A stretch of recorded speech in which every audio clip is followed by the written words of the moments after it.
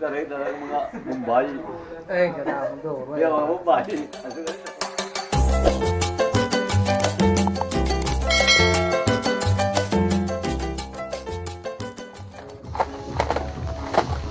Magandang araw mga kaibigan, kumusta po tayo?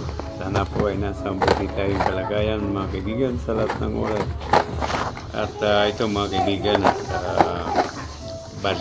palit gulong tayo. At medyo matagal-tagal na rin. Umabot na ng isang taon na dyan. At ito mga kaibigan ay nabili ko po sa Lazada ng halagang 1,299 at abot lang po ng atang makakaya. Ang tatak po nito ay ito po ay waist leg at 120/70 by 12. At itong may kasamang mga kaibigan at ito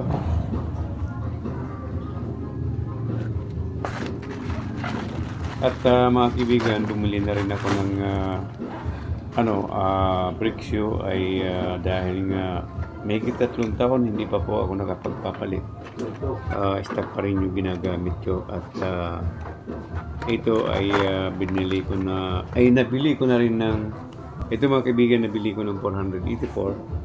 Kasama na po itong brake pad. Tsaka mayroon pang ayan yung free niya na sliding disc. Okay naman.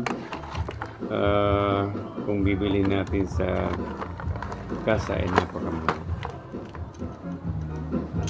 Ang mahirap lang nito mga kaibigan sa pagpapalit ng gulong ay kailangan natin tanggalin yung tambucho. Kaya ito, konting tiyaga. At mga kaibigan, pagpasensyahan nyo na po ay medyo madilim dahil dito sa may garihaan ng motor. Kaya medyo madilim. At mga kaibigan, ako lang ang nagtatanggal talaga nito.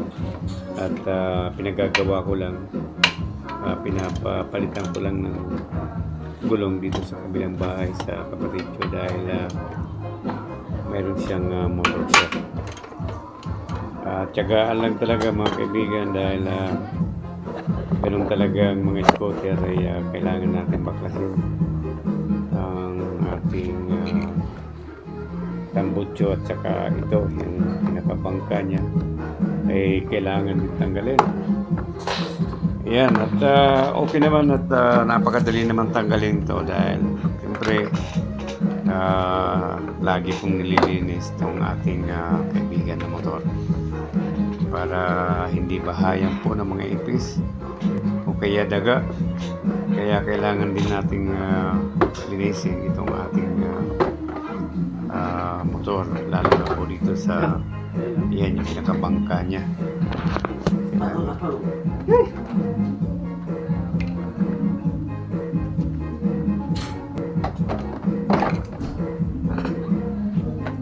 At madali naman siyang tanggalin. Mayroon naman mga tutorial dito paano tanggalin itong yan yung bearing na yan sa ating Mio Gravis.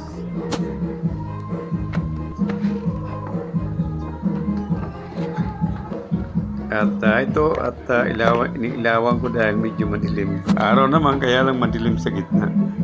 Ayan. At medyo dukotin na lang. Yan ang ginagawa. Kailangan mga kaibigan, kompleto tayo ng gamit para hindi tayo nahihirapan. At yun, natanggal din.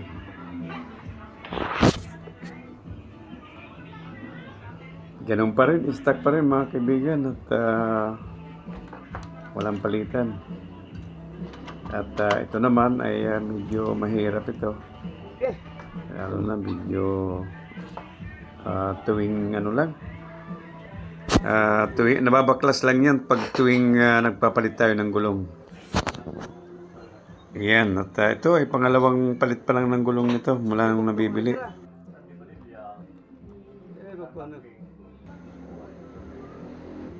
Ayun, at nabaklas na natin. Ang kagandahan lang ito mga kaibigan ay madali lang baklasin itong gulong nito. Dahil nalagyan ko ng konting grasa. Ayan yung loob.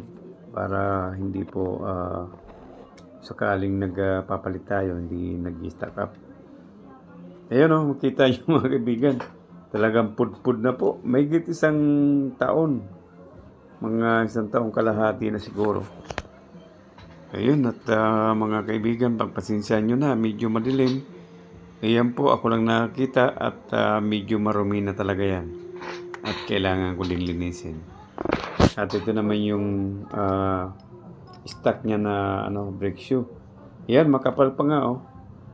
Kaya lang, trip ko lang talagang palitan. Ayan, at itatabi ko lang. Yan pala mga kaibigan, yung nabili ko, walang spring. Ewan ko kung nakalimutan nila o ganun talaga. At ito na, dito tayo sa labas at medyo maliwanag. Iyon yung pamangkin ko. Siyang nagbabaklas nitong gulong at kahit paano mayroon naman silang DIY na ginawa paano magbaklas ng mga ganyan. Ayan ay napakadali naman.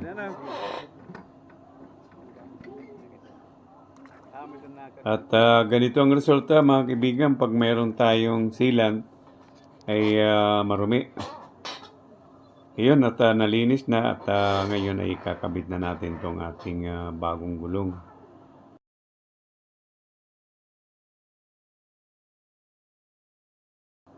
Okay naman para sa akin. At ito mga kaibigan, bago nating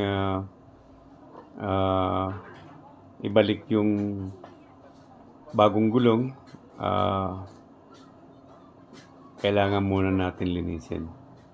Para kasi minsan na lang talaga nalilinis to. Ayun, at bagong-bago na. At mga kaibigan, at pagpasensyahan nyo na. At medyo may kadiliman nandito kasi sa ito eh. Itong ginagarahe ko itong aking motor. Dito sa gitna ng bahay din ng aking kapatid.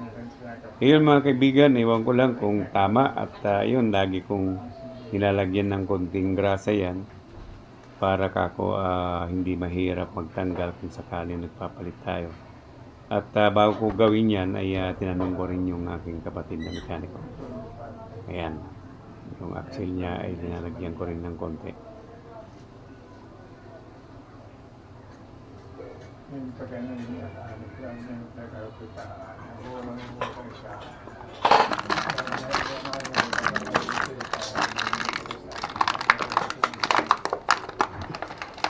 Ito na ang ating bagong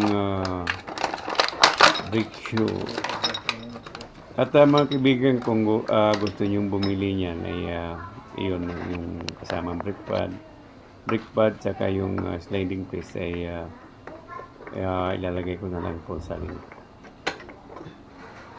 Ayan, at trip ko lang na palitan dahil may 3 taon na talaga. Ay stock pa rin ang ginagamit ko. Ay hindi tayo mahilig mag-preno. Kaya ganun medyo makapal pa rin. Ayan at ayos na. At puro bago mga kaibigan. Kaya gusto ko rin talagang ganyan. Pag nagpalit ng gulong ay magpalit na rin tayo ng preno kung kinakailangan. Ayan.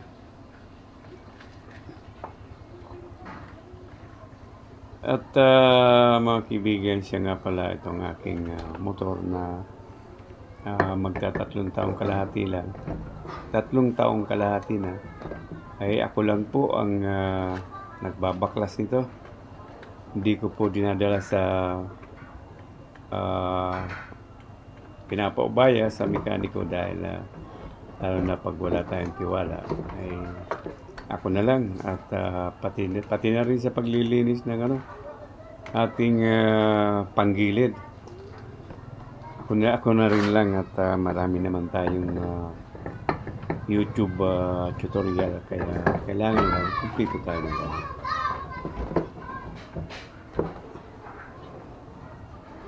Ayun, at naisalpak na natin mga kaibigan. At okay. At yun, kailangan na lang nating higpitan.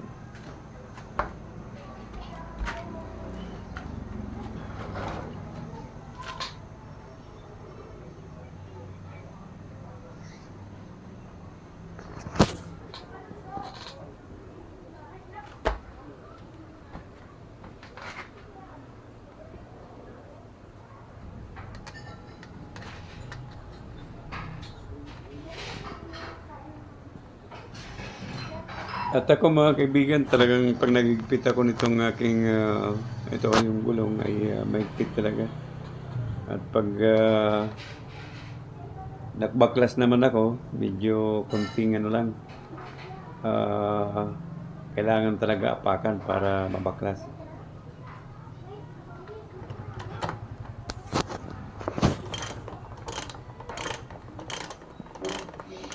Ang kailangan lang talaga mga kaibigan, pag may motor tayo, kailangan may gamit din tayo. Para natuto tayo mag-DIY. Pwedeng lalagyan higpit yan.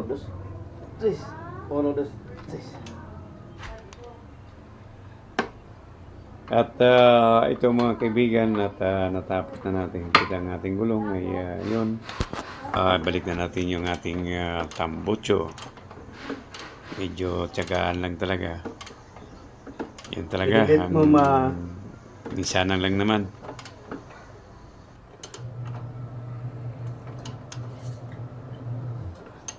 Ganito talaga mga kaibigan pag ang ating mga motor ay scooter ay tiyagaan lang sa ganitong pagbabaklas ng gulong at saka tambutso.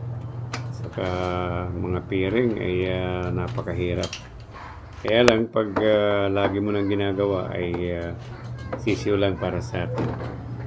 Ako mga kaibigan kasi yung una kong motor ay parang wala na akong tiwala sa dinadala ko sa mga ano lang mekaniko dahil daming nawawalang mga tornilyo.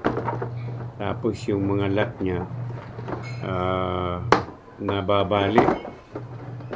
Katulad po nitong ginagawa ko, itong pagsauli nitong bangka ay pag hindi marunong kasi okay lang siguro sa ibang lugar mga kaibigan dahil mayroon talaga magagandang mga motor shop na yung may quality talaga ng mga mekaniko.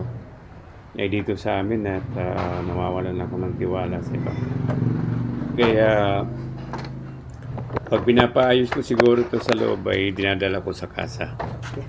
Pero yung mga ganito lang ay ako nang gumagawa mga kaibigan. At DIY lang at okay naman. Kailangan lang natin manonood lagi sa mga tutorial. Yun na mga kaibigan, napakasimple lang at naibalik ko na. At ganun lang. At